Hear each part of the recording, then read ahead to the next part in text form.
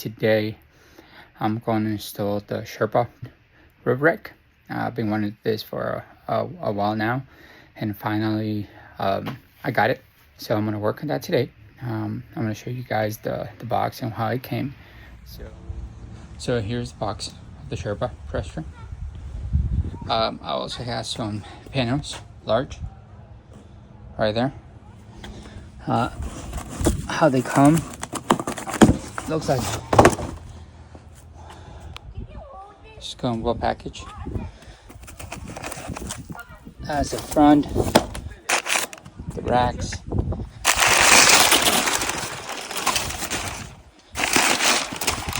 some hardware. Alright, inside this box I think are the size of the rack, the Sherpa Crestone. Follow to this video. I'm probably gonna get another video with the installation of the ladder. I got a C4 ladder I'm gonna install right there. So we get back to that when we get the ladder. I haven't received it yet, but right now I'm gonna go through the installation of the Sherpa Crestone roof rack. You guys can see right here what I did with this is a plastic dip. Eventually with time you get that. We're just kind of waiting until I get the roof rack. I did plastic dip the entire roof to protection of the paint. So follow with my video on the removal of the roof rack. I have another video on how to remove that roof rack, and then once we remove it we'll get back into the installation part, right? Okay, so I'm just gonna do a quick recap. Removal. You prime this plastic cover up, back cover down there. You prime it out, it comes out.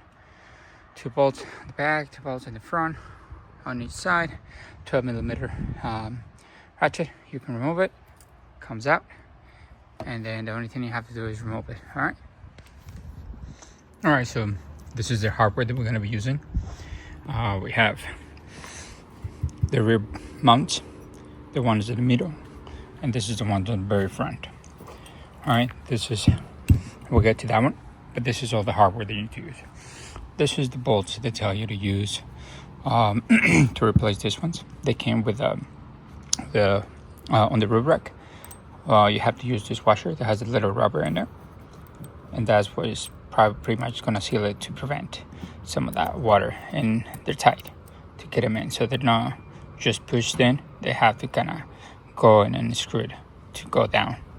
All right, so this is that. I'm still debating if I'm going to use the original ones or not. They pretty close in size. I'll show you the one that came with a roof rack are a little longer than those. I don't know if you're able to see it, but they're pretty close to each other. So I'm still debating if I'm going to use those or the new one, the ones, the factory ones. So here are the side rails. What I got the metal plate. So what I'm going to do is I'm going to actually mount the brackets or the feet to the mount, to the plate. I'm going to bolt them in, put them ready, and then I'm going to go and put it on top of the truck. I'm doing it by myself. I don't have another set of hands, so I have to figure out how to do it on my own. But that's going to be the first step. I'm going to mount those feet into the brackets, and then I'm going to move it up to the car. Make sure you use Loctite with the bolts. I'm debating still which one I want to use, but I'm going to let you guys know. But that's the first step. Okay, so what I done, just mount the brackets, the foot, those little legs, whatever you want to call it, center and the rear. Then I mount it, still not secure.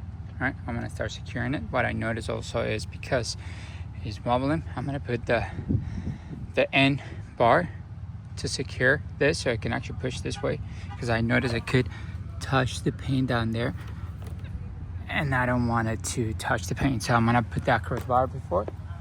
I'll make sure we have it kind of close to each other. I'm going to use the one on the center as well, and then I'm going to go to the front and start putting all the other stuff. Okay, so far this is what I got.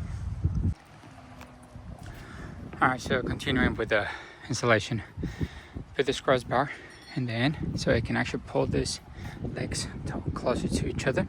And as you guys can see right there, right here, I don't know, it's not touching anymore. So that's what I was looking for, because I was afraid it's going to touch the paint. So I put one in the center for the same purpose. All right, so now what we need to do, see the bolts in there. I ended up using the stock ones because of the rubber. So what we're gonna do is we're gonna use that pinch Loctite in there and then secure them. I don't know work on those, I don't know for. Now get back. Okay, so I aligned it as best I could on the front and back. I used those to secure it. Kind of lining here, measuring, have a good distance. All the instructions that I heard and I saw and I was reading, it's just about 1/4 inch for distance from the shark fin. Hold on, let me show you guys that. The gap. See that gap right there? That's the gap that you're looking for. And then tie them up. Use the blue Loctite that comes with the package. Can arrange it, lock them up, tie them up, both of them. As you can see, very secure now. It's hard to show you guys by just me, but I've been able to just kind of work through it and kind of give you a small view of what it is. I'm gonna continue putting some crossbars, and then I'm gonna put the front part of it. Okay, so it's time to put we're gonna put the front bar, not for the pairing. We're gonna put this for the legs. Well, worth mentioning, the reason why I went to this with this roof rack, not only the styling and the way it looks, also because it doesn't require any holes on the front part. You basically just put those in this rubber legs. It's just gonna sit on top of the rubber, and that's how it's going to level the weight to the front. I didn't want to drill any holes or anything like that. So to put that one in, you have to use this T-nut, and you kind of drop them in there. There we go. Just make sure the bolt part, the screw part, is facing out. There we go.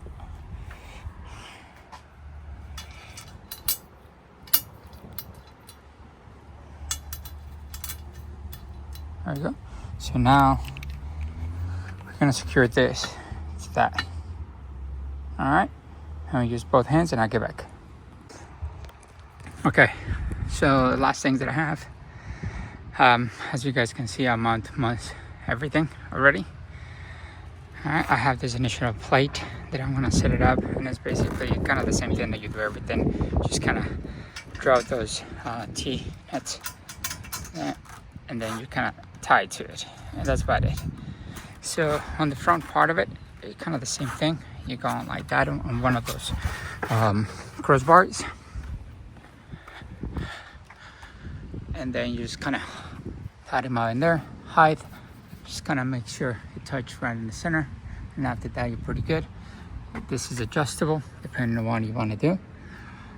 This is where you got the foot mount. I'm going to show you guys on the other side.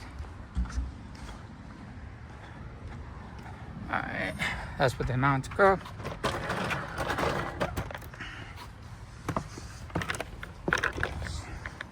So you guys can see that's a crossbar right there.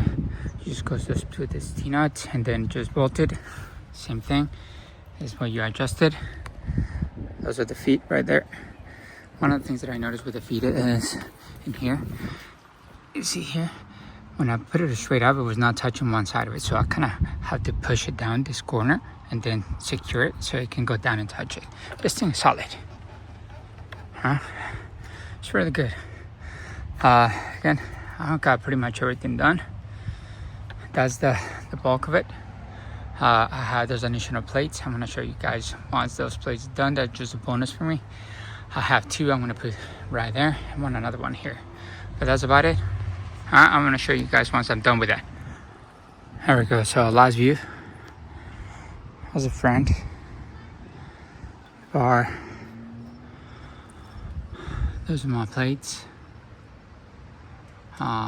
Just to test it, I went up there, stand up there, jump. Solid. Alright, so this is the side look. Very sturdy. I like the handles. And now if you need to get up and step, you can always grab from here, right? But you know, that's the beauty of it. So some other little additional things that makes it a difference. Alright guys, next thing that I have is gonna take it for a run, see if I can hear any noises or anything like that, but so far I don't think I will. That's all I got. Alright, have a good one.